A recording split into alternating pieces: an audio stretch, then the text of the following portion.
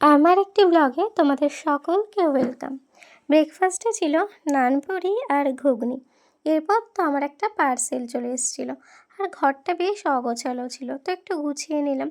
এখানে আমার বান্ধবীদের ছোটোবেলার ছবি আমার সাথে ছিল। তারপরে এমনি আমার বড়োবেলার ছবিও রয়েছে, যে আমার বান্ধবী পিয়ার সাথে ছবি রয়েছে, জ্যোতির সাথে ছবি ছিল। আর দেখো এই যে হ্যান্ডমেড যে ফ্লাওয়ারগুলো, এগুলো কিন্তু আমাকে একজনে গিফট দিয়েছিল। এরপর তো পড়ানো ছিল, বাড়ি এসে স্নান করলাম, এরপর আবার পড়ানো ছিল। এই পুচকুটার বয়স মাত্র 3 বছর।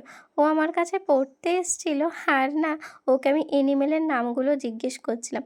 আর এত কিউট করে উত্তর দিচ্ছিল, মনে হয় চিতা, ঠিক এইভাবে বলছিল।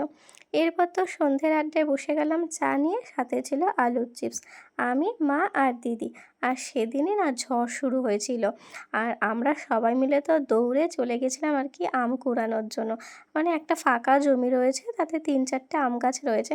তো আম পরে বিশেষ করে পাকা আম তো ভীষণই ভালো লাগে।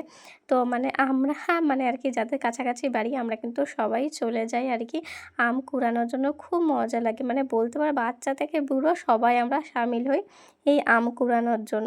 খুব ভালো লাগে, কেউ টর্চ লাইট, কেউ চার্জার লাইট, কেউ ফোনের ফ্ল্যাশ দিয়ে আম খোঁজে, আর কী যে আনন্দ লাগে। তো তোমাদের ভিডিওটা কেমন লাগলো জানিও। তো চলো, টাটা।